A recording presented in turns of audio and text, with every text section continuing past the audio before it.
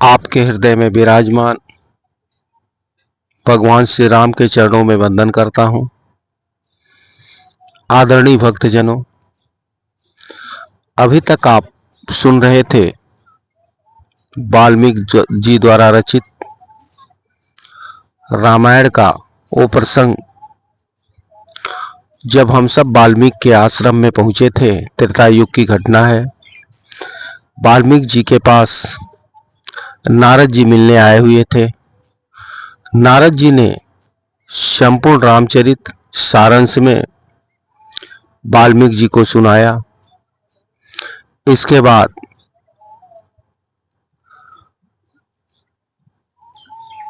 तमसा नदी पर नहाने गए, जहां एक बहेलिये द्वारा एक पक्षी क्रौंच का वध कर दिया गया, जिससे दुखी होकर और बहेलिये पर क्रोधित होकर करुणा से वाल्मीकि जी के मुखारबिंदु से एक छंद, एक श्लोक निकला, जिसको चिंतन करने से वाल्मीकि जी को लगा कि ये तो कविता है, श्लोक है। इसके बाद उनसे मिलने सबके पितामह, सबके पालनकर्ता ब्रह्मा जी आए और ब्रह्मा जी ने उस समय श्री रामचरित्र का वर्णन करने के लिए वाल्मीकि जी को आदेश दिया। इसके बाद वाल्मीकि जी अपने योग बल से सारी घटनाक्रम को अपने मन मस्तिष्क में रख के इस राम कथा को लिखे हैं। वाल्मीकि जी पूरी राम कहानी सीता जी वनवास होके उनके आश्रम में रह रही हैं, तब तक की पूरी राम कहानी रामायण नामक ग्रंथ के रूप में कलमबद्ध कर दिए हैं। आदरणीय भक्तजनों, आपसे निवेदन है, अगर आप राम कथा को सुन रहे हैं तो आपसे एक निवेदन कर रहा हूं। आपके हृदय में श्री राम विराजमान है, इसलिए श्री राम कथा को आप सुन रहे हैं। जिसके हृदय में जो विराजमान रहता है, जो भाव, वही काम वो करता है।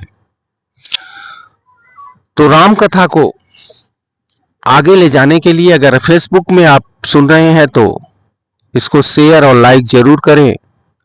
यूट्यूब में अगर सुन रहे हैं तो बेल आइकन को दबाकर सब्सक्राइब जरूर करें, जिससे राम कथा के पुण्य के भागी बने ज्यादा से ज्यादा लोग। ये वाल्मीकि जी द्वारा रचित राम कथा है, आपको उसी तरह से सुनाया जा रहा है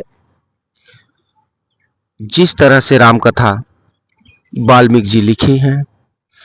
आइए कुछ क्षणों के लिए अपने कल्याण के लिए, जगत कल्याण के लिए, मन के शांति के लिए आप चलें वाल्मीकि जी के आश्रम में। श्री रामचंद्र जी ने जब वन से लौटकर राज्य का शासन अपने हाथों में ले लिया, उसके बाद भगवान वाल्मीकि मुनि ने उनके संपूर्ण चरित्र के आधार पर विचित्र पद और अर्थ से युक्त रामायण काव्य का निर्माण किया। इसमें महर्षि ने 24,000 श्लोक, 500 सर्ग तथा उत्तर सहित 7 कांडों का प्रतिपादन किया है।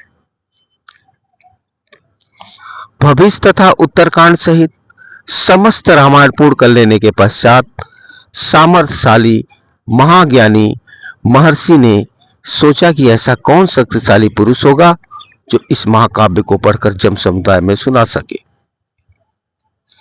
शुद्ध अंतःकरण वाले उन महर्षि के इस प्रकार विचार करते ही मुनि वेश में रहने वाले राजकुमार कुश और लव ने आकर उनके चरणों में प्रणाम किया। राजकुमार कुश और लव दोनों भाई धर्म के ज्ञाता और यशस्वी हैं। उनका स्वर बड़ा ही मधुर है और वे मुनि के आश्रम में ही रहते हैं। उनकी धारणा शक्ति अद्भुत है और वे दोनों ही वेदों में पारंगत हो चुके हैं। भगवान वाल्मीकि ने उनकी ओर देखा और उन्हें सुयोग्य समझकर उत्तम व्रत का पालन करने वाले उन महर्षि ने वेदांत के विस्तार के साथ ज्ञान कराने के लिए उन्हें सीता के चरित्र से युक्त संपूर्ण रामायण नामक महाकाव्य का, जिसका दूसरा नाम दशानन वध है, अध्ययन कराया। यह महाकाव्य पढ़ने और गाने में बड़ा मधुर है। इसको बीड़ा बजाकर ताल के साथ सुना जा सकता है। श्रृंगार, करुणा, हास्य, रौद्र, भयानक तथा वीर आदि सभी रसों से अनुप्रमाणित है।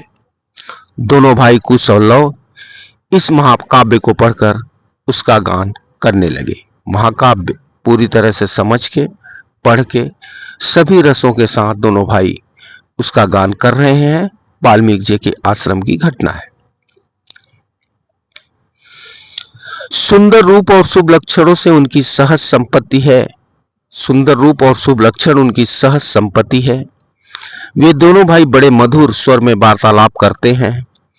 जैसे बिंब से प्रतिबिंब प्रकट होते हैं, उसी प्रकार श्री राम के शरीर से उत्पन्न हुए वे दोनों राजकुमार दूसरे युगल श्री राम ही प्रतीत होते हैं। देखने में वो श्री राम ही लगते हैं दोनों भाई। वे दोनों राजपुत्र सब लोगों के प्रशंसा के पात्र हैं।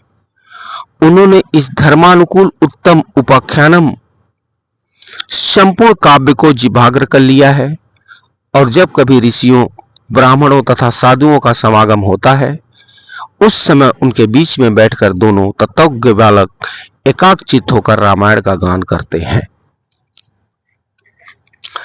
एक दिन की बात है, बहुत से शुद्ध अंतःकरण वाले महर्षियों की मंडली एकत्र हुई है महर्षि वाल्मीकि के आश्रम में।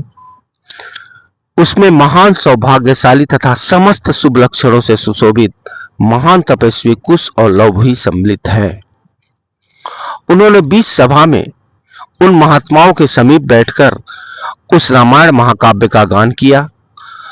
उसे सुनकर सभी मुनियों के नेत्रों में आंसू भर आए और वे अत्यंत विस्मय विमुक्त होकर उन्हें साधुवाद देने लगे। मुनि धर्मात्मा तो होते ही हैं, अतः धार्मिक उपाख्यान सुनकर उन सबके मन में बड़ी प्रसन्नता हुई। वे रामायण कथा के गायक कुमार कुश और लव की, जो प्रशंसा के योग्य हैं, इस प्रकार प्रशंसा करने लगे। अहो, इन बालकों के गीत में कितने माधुर्य है। इस श्लोकों की मधुरता तो और भी अद्भुत है। यद्यपि इस काव्य में वर्णित घटना बहुत दिनों पहले हो चुकी है, तो भी इन दोनों बालकों ने सभा में प्रवेश करके एक साथ ऐसे सुंदर भाव से स्वर संपन्न राग युक्त मधुर गान किया है कि वे पहले की घटनाएं भी प्रत्यक्ष से दिखाई देने लगी हैं, मानो अभी अभी आंखों के सामने घटित हो रही हैं। इस प्रकार उत्तम तपस्या से युक्त महर्षिगण उन दोनों कुमारों की प्रशंसा करते और वे उनसे प्रशंसित होकर अत्यंत मधुर राग से रामायण का गान करते हैं। उनके गान से संतुष्ट हुए किसी मुनि ने उठकर उन्हें पुरस्कार के रूप में एक कलश प्रदान किया। किसी दूसरे महायशस्वी महर्षि ने प्रसन्न होकर उन दोनों को वल्कल वस्त्र दिया। किसी ने काला मृगचर्म भेंट किया तो किसी ने यज्ञोपवीत, एक ने तो कमंडल दे दिया, दूसरे महामुनि ने मुंज की मेखला दी, तीसरे ने आसन दिया, चौथे ने कौपिन प्रदान किया। किसी अन्य मुनि ने हर्ष से भरकर दोनों बालकों के लिए कुठार अर्पित कर दिया। किसी ने गेरुआ वस्त्र दिया तो किसी ने मुनि को चीर भेंट किया। किसी मुनि ने उनको चीर भेंट किया। किसी दूसरे ने आनंदमय होकर जटा बांधने के लिए रस्सी दी तो किसी ने समिधा बांधकर लाने के लिए डोरी प्रदान की। एक ऋषि ने यज्ञ पात्र दिया तो दूसरे ने काष्ठाभार समर्पित किया। किसी ने गूलर की लकड़ी का बना हुआ पीढ़ा अर्पित किया। कुछ लोग इस समय आशीर्वाद देने लगे, बच्चे तुम दोनों का कल्याण हो। दूसरे महर्षि प्रसन्नता पूर्वक बोल उठे, तुम्हारी आयु बढ़े। इस प्रकार सभी सत्यवादी मुनियों ने उन दोनों को नाना प्रकार के वर दिए।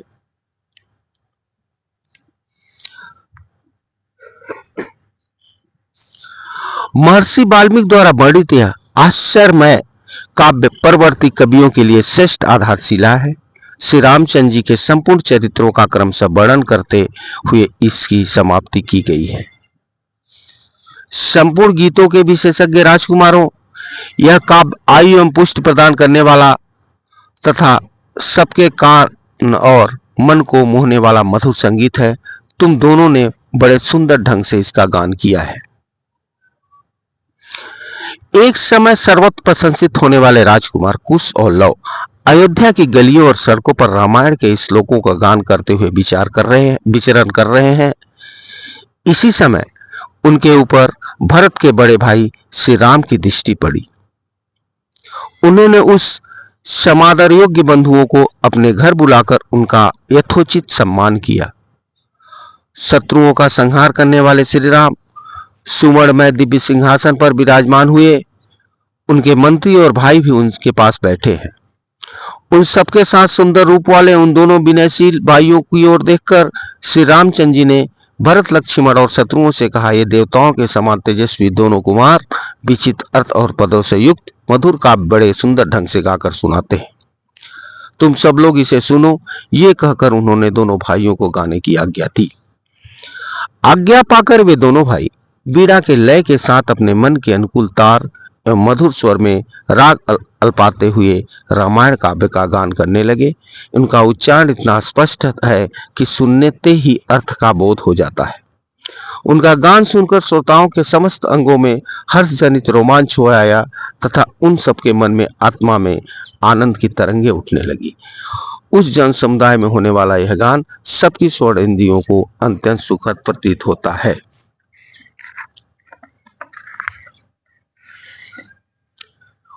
उस समय श्री राम ने अपने भाइयों का ध्यान आकृष्ट करते हुए कहा, ये दोनों कुमार मुनि होकर भी राजोचित लक्षणों के संपन्न हैं। संगीत में कुशल होने के साथ ही महान तपस्वी हैं। वे जिस चरित्र का प्रबंध काव्य का गान करते हैं, यह शब्दार्थ, अलंकार, उत्तम गुण एवं सुंदर रीति आदि से युक्त होने का अत्यंत प्रभावशाली है। मेरे लिए अभ्युदय कारक है, ऐसा वृत्त पुरुषों का कथन है। अतः तुम लोग इसे ध्यान पूर्वक सुनो।